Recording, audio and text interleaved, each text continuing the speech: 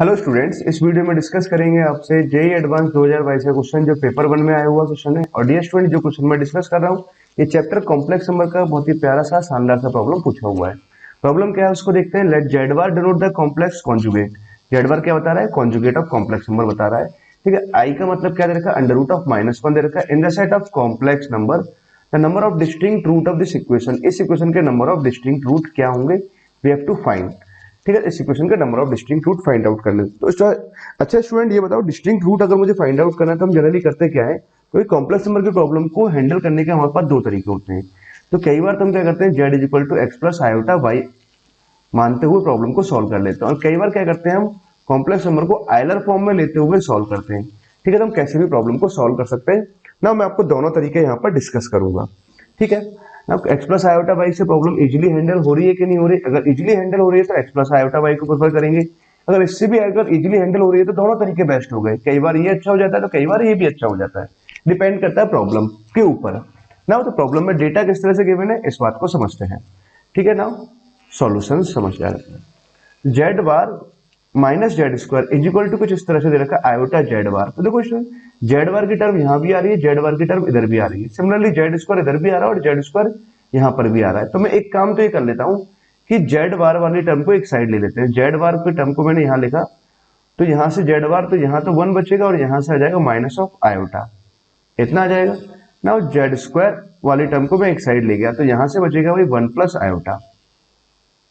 ठीक है, यहाँ तक की बात हमें क्लियर हो गई ना। एक काम करते हैं, 1 प्लस आयोटा या 1 माइनस आयोटा को मैं एक साइड ऐसे किसी भी साइड ऐसे डिवाइड कर देते हैं। जेड बार यहाँ लिखा हुआ है तो मैंने क्या लिख दिया, इसको जेड स्क्वायर यहाँ लिख दिया और इसको मैंने लिख दिया 1 plus iota upon 1 minus iota. अच्छा स्टूडेंट देखो, आपने इस वाले एक सवाल को तो बहुत अच्छे से सॉल्व किया होगा। कॉम्प्लेक्स नंबर जब हम पढ़ते हैं ना तो पहला सवाल ही ये सिखाया जाता है ना, 1 प्लस आयोटा। शुरुआत में जब आयोटा सीख रहे होते हैं तो इसके बारे में सिखाते हैं। तो 1 प्लस आयोटा 1 माइनस आयोटा को तो आप सिंप्लीफाई करके क्या लिख सकते हैं, मैंने क्या किया, इसे कॉन्जुगेट से ऊपर नीचे मल्टीप्लाई डिवाइड किया 1 प्लस आयोटा से। ये तो बन जाएगा 1 प्लस आयोटा का स्क्वायर। 1 प्लस आयोटा से ऊपर नीचे मल्टीप्लाई कर दिया तो यहाँ बन जाएगा 1 माइनस ऑफ आयोटा स्क्वायर, यहाँ आ जाएगा। ठीक है, तो नीचे वाले पार्ट की वैल्यू तो 2 आ गई। आयोटा स्क्वायर कितना हो जाएगा? -1। ऊपर अगर देखें तो 1 प्लस आयोटा स्क्वायर कितना आ जाएगा? -1 आ जाएगा।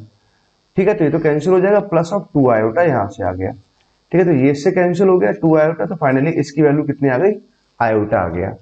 तो डियर स्टूडेंट, ये क्या लिखा हुआ है अल्टीमेटली अगर देखा जाए तो z bar is equal to कितना लिखा हुआ है, या फिर मैं बोल देता हूँ यहाँ पर आयोटा ऑफ जेड स्क्वायर लिखा हुआ है।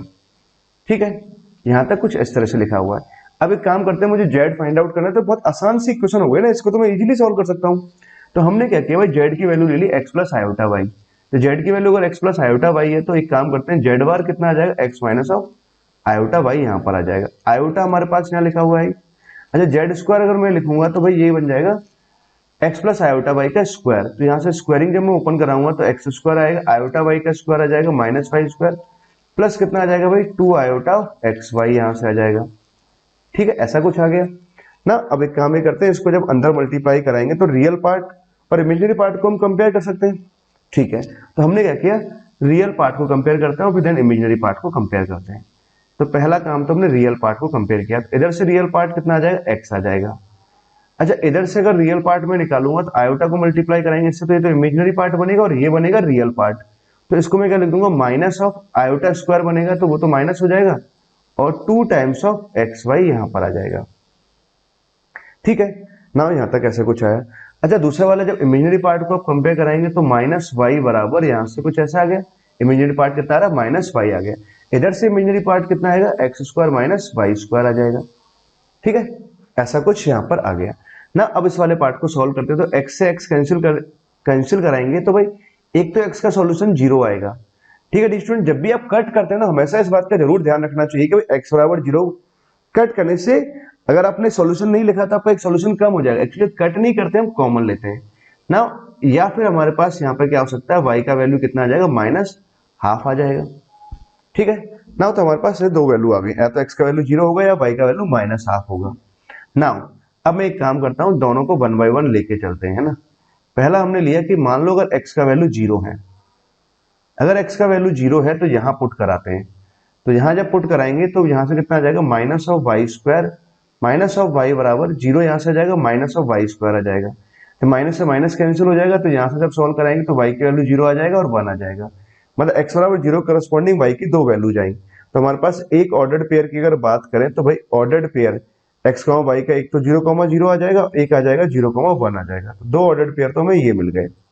ठीक है, दूसरा अगर y की वैल्यू अगर माइनस हाफ है, तो y की वैल्यू अगर माइनस हाफ है तो इन दैट केस भाई x की वैल्यू क्या होगी, तो y की वैल्यू माइनस हाफ में यहाँ रख रहा हूँ, तो माइनस हाफ जब रखेंगे तो बन जाएगा प्लस हाफ, यहाँ से आ जाएगा एक्स स्क्वायर।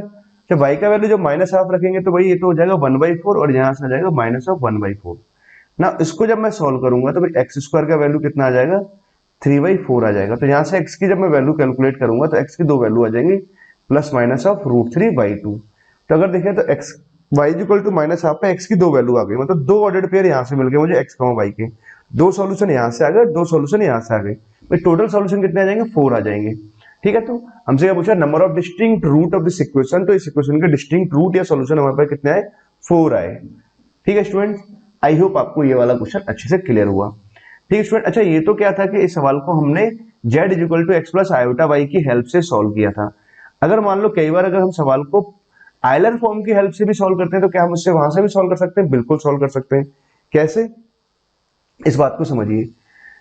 सेकंड मेथड लिख देते हैं, सेकंड वे ऑफ सॉल्विंग, है ना। तो मान लो कि मैंने क्या किया, ब्लैक यहाँ पर कलर लेते हैं, तो देखो हम सॉल्व करते हो यहां तक तो हम आसानी से लिख सकते हैं, z bar is equal to कितना आ जाएगा भाई, आयोटा ऑफ जेड स्क्वायर, तो यहां तक आ गया। ठीक है, लेट हमने मान लिया जेड इज इक्वल टू मान लेते हैं mod of Z E power iota theta, ऐसे कुछ लिखा हुआ है। जेड हमारे पास में एक किसी भी कॉम्प्लेक्स नंबर को मैं ऐसे अज्यूम कर सकता हूं ना। अब आप यहां से एक बार ध्यान से समझो। ठीक है, जेड की वैल्यू मैं यहाँ पुट करता हूँ, तो भाई मॉड ऑफ जेड बार तो कितना आ जाएगा, मॉड ऑफ जेड यहाँ पर आ गया। ठीक बात है, ठीक ना। आयोटा यहाँ से कितना आ जाएगा, minus of E power iota theta, यहाँ पर हमने लिख दिया। आयोटा को मैं क्या लिख सकता हूँ, चाहूँ तो आयोटा को मैं लिख सकता हूँ ई पावर ऑफ आयोटा π/2, ऐसा लिख सकते हैं। ठीक है, अब मॉड ऑफ जेड स्क्वायर, तो यहाँ पे मैं लिख दूंगा मॉड ऑफ जेड स्क्वायर, तो यहाँ से आ जाएगा ई पावर ऑफ आयोटा 2 थीटा, यहाँ से आ जाएगा। ठीक बात है, यहाँ तक की बात तो मैं क्लियर हो गई।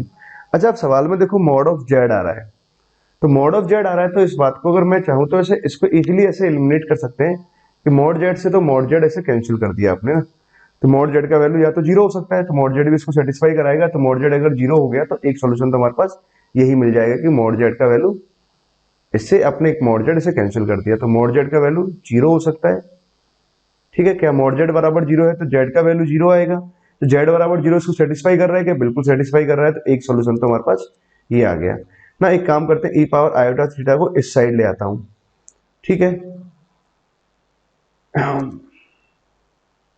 हाँ कोई फर्क नहीं पड़ता, ई पावर माइनस आयोटा थीटा यहाँ लिख दिया, और ई पावर ऑफ आयोटा π/2 इस साइड लिखा हुआ है।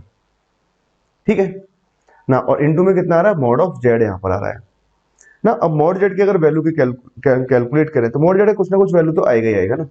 ठीक है, तो एक बार आप ये भी समझ लो मॉड जेड का वैल्यू हम कैसे निकालेंगे ना। हमने बोथ साइड अगर मॉड लिया तो यहाँ तो मॉड ऑफ जेड आ जाएगा, आयोटा का मॉड भी इतना आ जाएगा, 1 आ जाएगा, तो मॉड ऑफ जेड स्क्वायर यहाँ से आ गया, तो मॉड ऑफ जेड का वैल्यू या तो 0 होगा या फिर 1 होगा, तो मॉड जेड का वैल्यू मैंने 1 यहाँ पर लिख दिया। ठीक है, अब ध्यान से बात को समझा जाए तो भाई, तो E power of minus iota theta ऐसे लिखा हुआ है, तो मैंने काम ये किया, E power of minus iota यहाँ ऐसे लिखा। ठीक है, ई पावर ऑफ आयोटा π/2 को तो मैं चाहूँ तो आयोटा ही रहने देता हूँ इसको ना, कोई कन्वर्ट नहीं करता, और यहाँ पर ऐसे 1/3 लिख देते हैं।